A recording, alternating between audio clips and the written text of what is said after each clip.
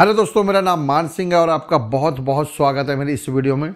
दोस्तों, आज मैं बात करूंगा क्रोएशिया की। क्रोएशिया एक यूरोपियन कंट्री है और एक बहुत अच्छी कंट्री है। ये टूरिस्ट के साथ साथ वर्किंग कंट्री भी है। तो दोस्तों, आप लोगों को सभी को मालूम हो कि यूरोप में अभी इंडस्ट्रियल वर्कर्स या और इंडस्ट्रीज के वर्कर्स की बहुत ज़्यादा कमी पड़ रही है। इसी में ही क्रोएशिया एक ऐसा देश है जिसको अभी वर्करों की बहुत ज़रूरत है। तो दोस्तों, इसने भी शेनिगन को भी एक चिट्ठी लिखी है कि मेरे को भी जो फॉरेनर वर्कर है वो चाहिए, जहाँ की मैं अपने देश की जीडीपी को ग्रोथ कर सकूँ। दोस्तों, क्रोएशिया के बारे में आप लोगों को बताना चाहता हूँ। क्रोएशिया बहुत ही अच्छी कंट्री होने के साथ साथ एक बहुत बड़ी इंडस्ट्रियल हब है।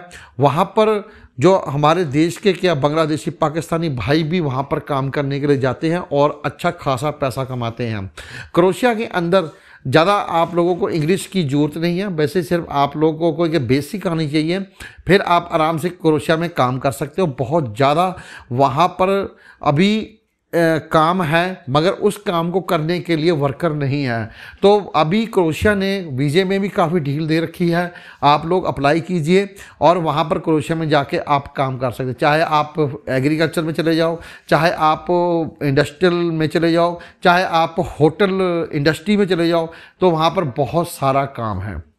दोस्तों, सबसे पहले हम लोगों को प्रॉब्लम ये होती है कि अप्लाई कैसे करें।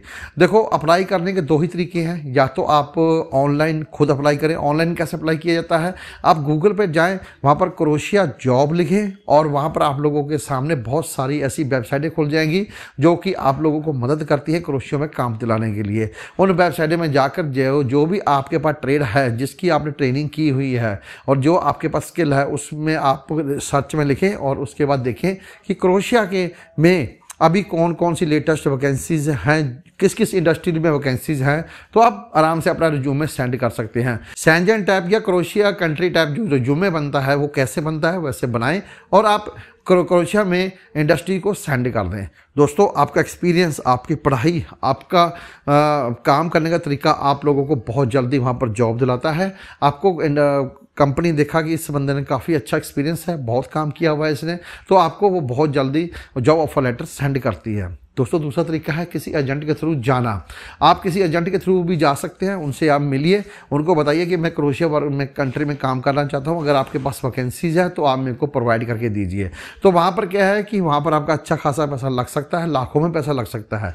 खुद अप्लाई करते हो तो वहाँ पर इतना ज़्यादा पैसा नहीं लगता, बहुत ही कम पैसा लगता है। तो वहाँ पर जो क्रोएशिया के अंदर आईटी सेक्टर में बहुत सारी जॉबें हैं, होटल इंडस्ट्री में बहुत सारी जॉबें हैं और वहाँ पर लेबर की जॉब बहुत ज़्यादा है। और भी काफ़ी ऐसी जॉब इंडस्ट्रीज हैं जहाँ पर जॉब्स खुलती रहती हैं अलग अलग ट्रेडों के अंदर। वो मैंने आप लोगों को प्रोसेस बता दिया, उस हिसाब से आप चेक कर सकते हैं। दोस्तों, अगर आपको जॉब ऑफर लेटर आ जाता है तो आपका जो वीज़ा अप्लाई करेगा वो आपका जिस कंपनी ने आपको जॉब ऑफर लेटर भेजा वो कंपनी ही अपने देश में आपका वीज़ा अप्लाई करती है।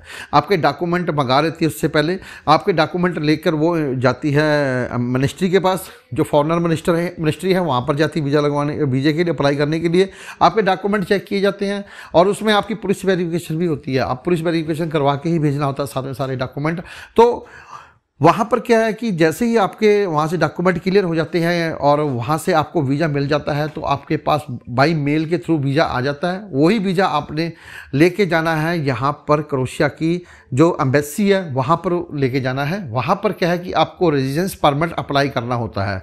वहाँ पर जितने डॉक्यूमेंट आपने वहाँ पर उनके देश के इंडस्ट्री को भेजे थे वही डॉक्यूमेंट लेके आपने यहाँ पर अपने देश की क्रोएशिया की एम्बेसी में जाना होता है और वही डॉक्यूमेंट आपने जमा करने होते हैं और साथ में आपका जॉब ऑफर लेटर जो कंपनी ने भेजा प्लस आपका जो वीज़ा लग गया है क्रोएशिया से वो आपको वहाँ पर देना पड़ता है। उसके बाद आपको रेजिडेंस परमिट दिया जाता है। रेजिडेंस परमिट जो है वो 1 साल का आप लोगों को मिलता है।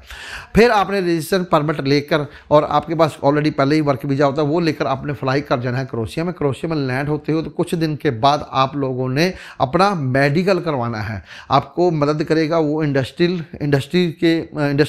जिस इंडस्ट्री में आपने काम करने के लिए जा रहे हो। वहाँ पर क्या है कि जैसे ही आपका मेडिकल हो जाता है तो फिर आप अपने एम्प्लॉय के साथ जाकर लोकल जो मिनिस्ट्री ऑफिस है वहाँ पर आपने रजिस्ट्रेशन करवाना है। वहाँ पर आपको आपका पिन नंबर मिल जाता है और पिन नंबर मिलने के बाद फिर आप रेगुलरली वहाँ पर काम कर सकते हो। आपको एक अथॉरिटी मिल जाती है, आप यहाँ पर काम कर सकते हैं। आपका रेजिडेंस परमिट 1 साल ख़त्म होने के बाद दोबारा आप रिन्यू करवा सकते हैं। कितनी भी साल आप रिन्यू करवाइए, रिन्यू होता रहता है। बाकी रही वर्क परमिट की बात, अगर आपको 2 साल का वर्क परमिट मिलता है, 2 साल ख़त्म होने के बाद आप दोबारा से उसको रिन्यू करवा सकते हैं। आपका बिहेव कैसा है कंपनी के साथ वो आप पर डिपेंड करता है कि आपको रिन्यू किया जाए कि ना किया जाए। दोस्तों ये थी क्रोएशिया के बारे में अपडेट। कैसी लगी मेरे को कमेंट बॉक्स में जरूर बताएं। चैनल को सब्सक्राइब और बेल आइकॉन के बटन को जरूर प्रेस कर देना, लाइक और शेयर जरूर कर देना। दोस्तों अभी मैं आप लोगों से इजाजत हूं, मेरी तरफ से आप लोगों को प्यार भरी सत श्री अकाल, जय हिंद।